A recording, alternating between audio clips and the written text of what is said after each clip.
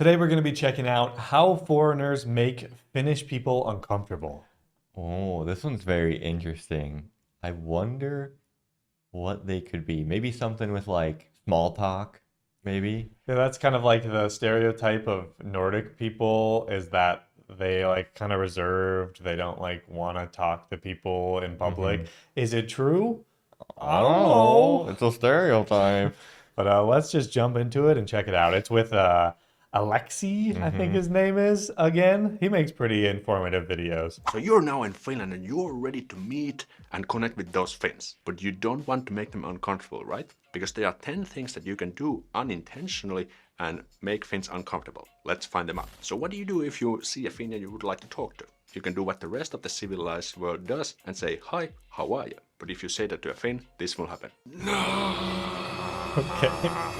Just kidding, we are not that awkward. But the thing is that how are you is maybe not the best choice. Because in English, it's very common to say how are you just to greet a stranger and get the conversation going. But the thing is that here in Finland, we see it as a question, not necessarily a greeting. So in other words, some Finns may think that they have to start explaining themselves to you, a complete stranger, because we see it as a question. And on top of that, Finns can be quite blunt and honest. If you ask a complete stranger, how are you, you may get any of the following. I'm good. I'm okay. Absolute f***ing shit, just lost my job. Great, I just banged a prostitute. Actually, the last one happened to me. I asked this and I got this from my complete new neighbor. And don't get me wrong, I we mean, it use... is interesting. I feel like, at least where we're from, if you say, "How are you?" people typically answer and then ask it back. But I know there are places throughout the US where you just say, "How are you?" and then that's it. You like aren't expected to answer the question. People usually just say good, like no matter Hmm. what in Yeah. Minnesota. They say, good, how are you? Good. Yeah, And that's definitely. it. If you were to say bad, then they'd be like, "Oh, Oh, that sucks. how are you all the time, even in Finnish, but it's good to understand the viewpoint how we address this how are you. And remember, it's absolutely always worth opening a conversation with a stranger in Finland. Because in the best case scenario, you could find your best friend for life. So don't overthink when meeting Finns. So educating yourselves on the basics of Finnish history is always a good thing. We appreciate it. And you may already know that Swedish is still the second official language here. That's right, even the street signs are in both languages, Finnish and Swedish. And that's because we used to belong to Sweden for like around 500 years until the beginning of 19th century. And we still have this like friendly rivalry going on. We make jokes of each other, we tease each other, but hey, that's part of the neighbor Nordic relationship, right? And I guess this happens with any neighboring countries in the world. However, some Finns may still feel a little bit sensitive when it comes down to Sweden. For example, if you say stuff like, Swedes are sexier than Finns, Sweden is better in ice hockey, Swedish music is awesome. And note that this last one is not even a comparison, it's just a statement. And saying any of these may piss off some Finns and may get you the Finnish face of disapproval. Looks like this. By the way, don't mix that up with the Finnish smile, which looks like this. nice." As for me, So, I'm what are the answer to those questions? Who's better in ice hockey? Which music is better? No, I don't know. I don't know. not really that sensitive. I know and I admit that Sweden is definitely better at some things. Let's just take one random example. For example, accumulating wealth. There was an article from Helsingin Sanomat comparing the average net worth development between Finland and Sweden. And in the year 2000s, they were quite even, but now, 20 years later, the average Swedish household net worth is more than $300,000, and in Finland it's measly 168,000 US dollars. So the Interesting. point is that be careful when it comes down to comparing Sweden and Finland. Some Finns may get offended. So while in Finland, it's a good idea to pick up some Finnish language, at least some essential phrases and words. It doesn't only help you to get by and get round, but also to connect with Finns. Especially you want to focus on the pronunciation. English speakers pronounce sauna, sauna. You know, sauna is the pinnacle of the Finnish culture. sauna. You want to pronounce that right. Sauna, not sauna. There's no sewing going on, you know? And I believe it was last year when there was this NHL games held in Tampere, and they were interviewing this one NHL player, American. They pronounced the Tampere, where the city where the game was held, Tampere. And don't get me wrong, we are not like super nitpicky about definitely do that. every small detail, but the things that we appreciate it. If you can just pronounce some important words in Finnish the correct way. Important words such as Kimi Räikkönen, Nokia, salmiakki, you know the Finnish licorice, kahvi, coffee, jääkiekko, ice hockey, and so on. And you will instantly gain the Finnish respect if you can nail down the pronunciation. So how do you find the Sauna. correct pronunciation? You can just Sauna. use Google Translate. The translation function is, of course, still under development, but the pronunciation is still quite okay. Kimi Räikkönen. So you can just quickly... Kimi Räikkönen. Yeah, so like the pauses seem very important because he said Nokia, like, Yeah, and I just say Nokia. Yeah, I'm like, I have a feeling if we go to some other cities, like he mentioned, what is the correct pronunciation of tempere? I don't know. I don't know. But I imagine we're gonna have that issue in Finland. Yeah, don't get angry at us. We just read them how they look in Minnesotan. That's a language, by the way. Minnesotan Just have to language. find out how the things are pronounced. By the way, if you're interested in learning Finnish but you don't know to start, check out my free Finnish for Dummies 5-day email course, link in the description. And of course, you are probably aware of the Finnish personal space. Important especially in the public transport like buses, trains and trams. And if you take a look at these photos, you can definitely see how Finns apply this personal space in public transportation. And if you look closely, people like to sit by themselves, and it's very rare to see 2 seats taken if there are other seats available. And heck, in trains, this applies to 4 to 6 seats groups. So what Finns do is that they will try to find that group of seats where there's no one, and they will start to sit next to someone when it's absolutely necessary to do so. So if you sit next to a Finn when there's other seats available, that could be a potential Finnish nightmare. And I think the reason is that we are so used to sit on our own when there's space available. Even if you could sit next to no one, they may think that you are sitting next to them because of them. You know, they may overthink like, hey, why is this person sitting next to me when there's other space available? And as I said, Finns will put extra effort to find that free pair of seats or group of seats, even if they have to go all the way to the back. Another possible explanation is that the seats are a little bit cramped, especially for me. I'm a tall guy, like 194, 6'4", I guess, in inches. And especially in buses, the leg space can be a little bit limited. So if there's no other choice than sitting next to someone, then you just have to do it, especially in the rush hours. But keep this in mind.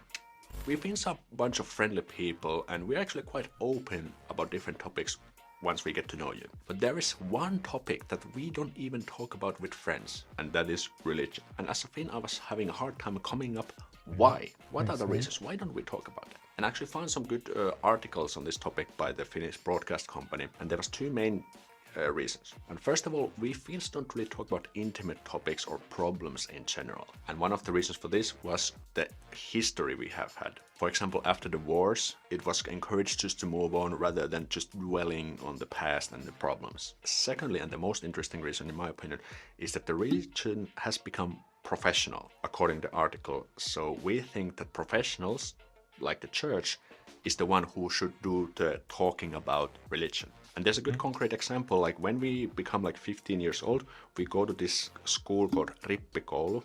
This is like the Finnish confirmation school, and it's around 80 hours of classes and activities regarding church and religion. I have also done that as a kid. So we believe that, okay. So does that mean like in Finland you wouldn't just walk the streets and see like some person spreading gospel or whatever, like with a loudspeaker and like signs that they're holding up? Is that like a US thing?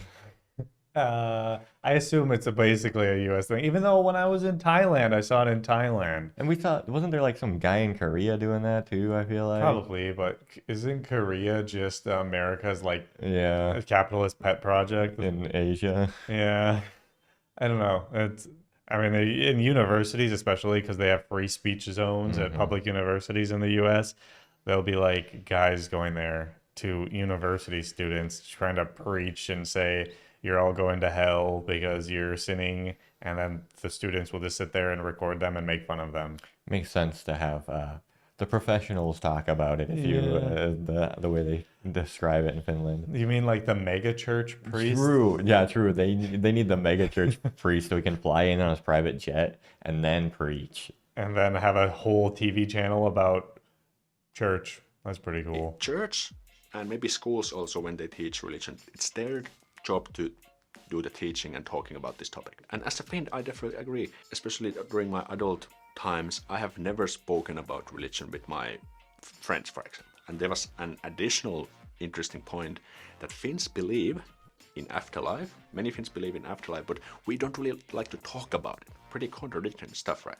So Bringing up religious topics can be awkward for Finns. And if you're a religious person, you like to talk about it, there are such people also in Finland. So you just need to find, maybe attend the local church, find these groups of people who like to talk about it, and that's where you can find like-minded people. So when going out and about in Finland, you will notice that we have a lot of elevators and escalators. And fun fact, one of the biggest Finnish multinational companies, Kone, produces both of these. I guess we are somewhat proud of that company as well. But the thing is that we have also some rules when it comes down to riding escalators, and even some Finns mess this up all the time. There are some people who just block the entire way of the escalator. And there are some people who are in a hurry, they want to kind of boost their way up there or down there, but it's impossible because these people are blocking. And the thing is that because we are sometimes so awkward, we don't dare to tell like, hey, excuse me, can I get passed through? Even if our life depended on it. So when riding the escalator, always take the right side so that the people who are in a hurry can pass through on the left side. Like Pretty Hong simple Kong. stuff, right? Let's say you're In working Hong with Kong, a they Finn, aren't awkward. they're They'll doing run you over. They're not even gonna ask you to move. It's just a bump. They'll just push you down the escalator if they have to. Death is coming. We've almost got run over by guys pushing giant carts through the sidewalk before. They don't move for anybody. great work, you give them a compliment like, hey, awesome job, man, well done. A typical Finnish reply may be, it was okay, wasn't 100%, could have done better. So the thing is that we Finns don't know how to handle compliments. And it's a bit sad because compliments are the simplest and most straightforward way to express gratitude and even interest. But the thing is that we Finns are a little bit too shy and too reserved, and we always try to avoid boasting. Like boasting and bragging off is definitely not seen as good. And receiving a compliment may sometimes feel like, even if it wasn't. So should you avoid complimenting Finns altogether? Absolutely no. Please give compliments when it's... Nope, he said it. We're not going to compliment anyone in Finland anymore. I'd be like, oh. We're going to just insult them. So do Finns take insults well then? If you're like, you're stupid, they're like, yeah, I am. It's the opposite. reasonable to do so. And I think we Finns and Finnish culture definitely need more compliments. Please give them if there's a genuine reason to do so. Because I have also done it sometimes, and it definitely makes our day because we are not expecting those compliments. Same goes for dating. If you see someone interesting you would like to get to know, compliment is a great way to open a conversation and express some interest. But hey, let's go back to the personal space. There's one more thing I want to talk about. So about the personal space, you probably learned that we Finns don't want to get too touchy early on because it may be seen as pushy. However, handshakes, fist bumps, bro fists, high fives, and even hugs actually come quite early into the play when getting to know someone. So let's say I'm gonna go into home party. One of the host or hostess is a lady. I have never met them before. I may do like a handshake when I meet them for the first time. Maybe I will have some kind of conversation, and when I'm gonna leave the party, it's completely fine to give them a hug, at least in my opinion. And even if the setting or the vibe or the tone wasn't romantic at all. And as an added note, I would never hug in professional setting, for example, after a business meeting. Unless it's a drunk pre-Christmas party. Okay. But there's one thing that we never ever do. And if you do this, you will upset Finns 6 ways from Sunday. And that is giving cheek kisses. Many countries it's completely fine to do like We don't have to worry about that, I don't think. But not in Finland. No, please don't do it.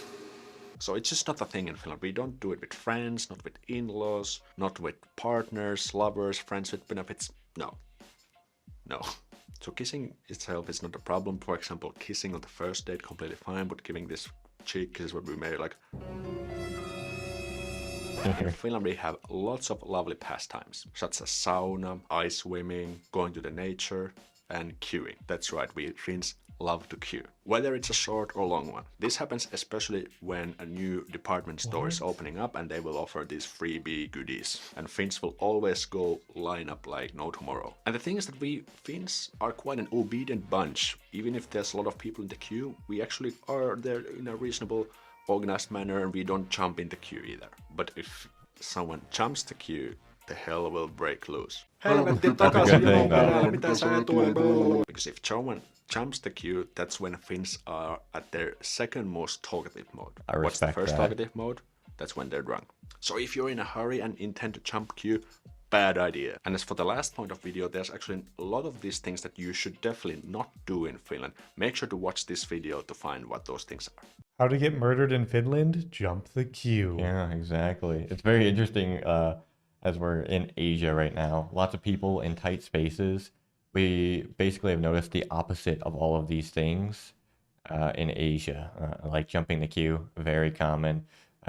People, They love to line up here. yeah, they love to line up, but sometimes just a random person will sneak in there for no reason. We are queue avoiders. If we see a long queue, it's usually like, no, it's not worth it. So then we just go somewhere else. We're part of the anti-line viewpoint. Even if it's like one of those places where people are like, oh my gosh, it's the best food ever. You have to get it. And there's a line.